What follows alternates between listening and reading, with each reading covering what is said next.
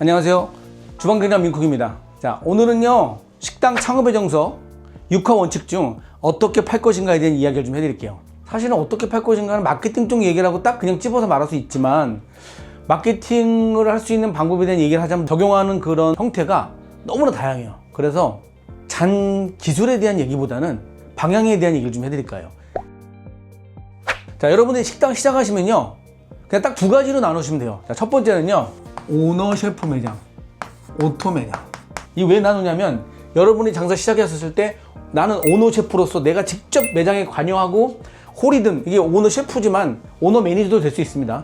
오너 매니저로서 아예 모든 영업에 내가 관여하면서 내가 직접 일을 해서 내 인건비를 따먹어가면서 수익을 내는 방법. 두 번째는 오토 매장, 내가 하지 않고 직원들이 할 수 있는 그런 식당을 만들겠다. 이 두 가지로 딱 정하셔야 돼요. 이게 저도 이제 하다가 바뀌었는데, 저 원래 이거 하다가 이걸로 바뀌었거든요. 근데 할 때 이거를 정하고 하면 굉장히 매장이 빨리 자리를 잡습니다. 그러니까 이 사장님의 목표에 따라서 돈 버는 방법이 좀 달라지는 거죠. 이거를 왜 정하고 시작해야 되는지에 대한 얘기를 해드린다면, 자, 예를 들어서 A라는 식당이 있습니다. 그 다음에 여기는 B라는 식당이 있어요. 자, 겉으로 규모도 다르죠. 근데 내부의 시스템 자체가 이렇게 작은 식당의 시스템으로 가야 되는 매장이 있고, 오토 식당으로 가야 되는 매장이 있어요. 여기는 사장이 다 컨트롤할 수 있지만, 여기는 사장이 일일이 다 모든 과정에 참여할 수 없는 매장이 있습니다. 이거를 똑같이 운영해서는 안 돼요. 아예 방향이 다르다는 겁니다. 근데 여러분들은 대부분 다 여기에요. 왜냐면 이 방송을 듣는 사람들 중에 고수들은 잘 안 듣는다. 왜냐면 제가 그렇게 엄청 잘하는 사람이 아니니까. 어떻게 팔 것인가에 대한 고민했을 때 방법 세 가지를 말씀드릴게요. 첫 번째는요, 원가율을 높인다.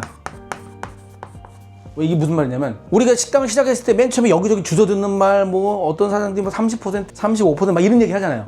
근데 그런 말 다 무시하고, 내가 직접 내 식당에서 장사를 하니 유통 과정이라든가 어떤 인건비라든가 이런 부분에 세이브가 될 거 아니에요.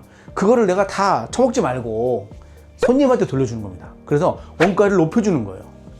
그러면 몇 %가 원가를 높은 거냐? 오픈해서 창업 초반에는 매출을 올리기 위해서는 한 42%까지 갈 거예요. 45%는 조금 무리수가 있어. 뭐 45%까지 가는 게 안 된다는 아니에요. 근데 42% 정도까지 올려서 매출을 올리면요, 이게 한 35%? 6%까지 가요. 36%까지 갑니다. 매출이 올라가면 여기까지 맞출 수 있어요. 그래서 원가를 높이면 손님의 만족도가 올라가죠. 반드시 다른 프랜차이즈나 일반 식당하고 똑같이 매출을 잡아서는 안 돼요. 시작했을 때 42%로 딱 스타트 했다가 점점점 매출이 올라가면 낮아질 수밖에 없어요. 뭐 이게 한도 끝도 없이 낮아지지는 않습니다. 하지만 매출이 올라가서 낮아지니까 원가율을 무조건 올려야 돼요. 자, 두 번째는요, 옛날에는 오너 셰프 매장이라도 인건비가 싸니까 일단은 알바들 가서 막 채용해서 막 썼어요. 근데 저는 지금 어떻게 하냐면요, 옛날에는 사람을 넣어놓고 매출을 올려라 했어요. 근데 지금은요, 잘 생각해라. 지금 저도 사람 잘 안 씁니다. 왜냐면 그전에는 매출을 올릴 전략이 딱 정해지면 사람을 투입했어요, 일단. 그래야 뭔가 진행이 되니까. 근데 지금은요, 그렇게 안 하는 건 아니죠. 보수적이에요. 그래서 이게 어떤 결과가 오냐면, 팔 수 있을 만큼만 판다. 팔 수 있을 만큼만. 왜냐? 사람도 안 쓰고 부부가 하거나 내가 하는데 이걸 억지로 팔아가지고 막 돈을 만들겠다? 이 장기적으로 할 수 없습니다. 오래 하려면요, 내 체력이 비축돼야 되고, 물론 오픈 한 6개월까지는 좀 무리해서 하겠지. 근데 이거를 1년, 2년, 3년 하잖아요? 사람이요, 얼굴이 달라지고 행색이 달라져요. 그러니까 내가 오너 매장을 할 경우에는 오토 매장처럼 막 이렇게 생산력을 갖는 게 아니라 상품력을 유지하기 위해서 팔 수 있을 만큼은 팔아야 되는 겁니다. 사람 안 쓰니까, 내가 하니까 이거 뭐 더 팔아도 많이 남지도 않아요. 그러니까 내가 팔 수 있을 만큼만 파는 전략을 가져야 돼요. 얼마 전에 저한테 이제 컨설팅을 받은 식당인데 국밥집을 마곡에서 했단 말이에요. 근데 그분이 메뉴를 보니까 완성도가 떨어졌어. 근데 메뉴가 되게 많아. 아니, 혼자 주방에 가시고 알바도가 하시니, 자, 메뉴 몇 개 개정하고 상품력을 높이고 메뉴 수를 줄인 다음에 개수를 한정지어서 팔아라. 그런데 시작하자마자 딱 보니까 반응이 좋아. 시작하자마자 나아졌어요. 그럼 모르겠어요, 왜 그런지. 그 메뉴만 보고도 좋아진 건지, 팔 수 있을 만큼만 파는 게 지금 시대의 전략 중에 하나예요. 옛날에 짬뽕집 얘기도 했었잖아요. 부부가 짬뽕집을 하는데 4시인가 5시까지만 손님을 받고, 그 다음엔 와이프는 들어가고 남편은 이제 재료 준비하고 퇴근하는 거예요. 그 다음날 와이프는 먼저 나와서 장사를 준비하고 남편은 조금 늦게 나와서 음식을 조리하고, 이런 과정이 있는데, 그 사람들이 이 전략을 세워서 한 건 아니겠죠. 하다 보니까 이게 무리해서 해서는 안 되겠구나, 이 생각을 한 거예요. 팔 수 있을 만큼만 판다. 이 전략을 좀 가지고 계셔야 돼요. 마지막 세 번째는 가장 딱 이거 한 글자, 가장 최고. 내 식당에 이거 하나만큼은 내가 다른 집보다 최고다, 아니면 이거 하나 특화돼 있다, 이런 게 필요해요. 근데 이런 거 있어요. 저희는 맛과 정성으로 최선을 다합니다, 이런 말을 하면 안 돼. 맛과 정성 이런 말은 쓰지도 마세요. 아무도 믿어주지도 않고. 자, 증거가 무엇이냐. 증거, 근거가 있어야 돼. 정성, 근거, 이건 또 근거. 증거나 근거가 있어야 돼요. 맛은 근거가 없어요. 이런 얘기는 하지 말고. 자, 정성. 국밥집이라면 난 새벽 4시에 나와서 국밥을 끓여요.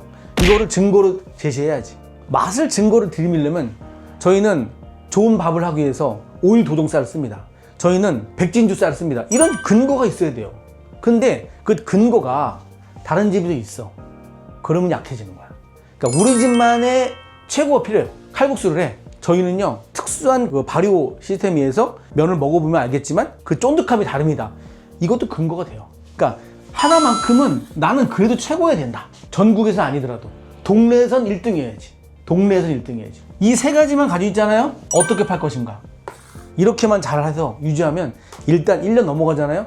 손님이 줄어들 수 없고 손님은 늘게 돼 있어요. 이건 그냥 물이 위에서 아래로 흐르는 거와 똑같은 얘기야. 원가를 높이고 팔 수 있을 만큼만 파세요. 무리하지 마시고. 적게 팔아라가 아니에요. 직원을 채용했으면 직원 채용한 만큼 더 팔면 돼요. 세 번째, 컨설팅 가서 식당 가면요, 내가 제일 먼저 이 집은 뭘 잘해요? 물어보거든요. 대부분 다 답을 못해요. 그 질문을 한 식당은요, 제가 딱 들어갔을 때 보이는 게 없는 거야. 내 눈에 이게 최고다는 게 보이는 게 없는 거예요. 인테리어든 재료든 뭐가 있어야 되는 거야. 근데 딱 들어가면서 보여요. 있는 집들은. 그게 있는 집들은 손님이 많아. 그러니까 요 세 가지를 꼭 명심하세요. 다음은 오토 매장에 대한 얘기를 좀 해드릴게요.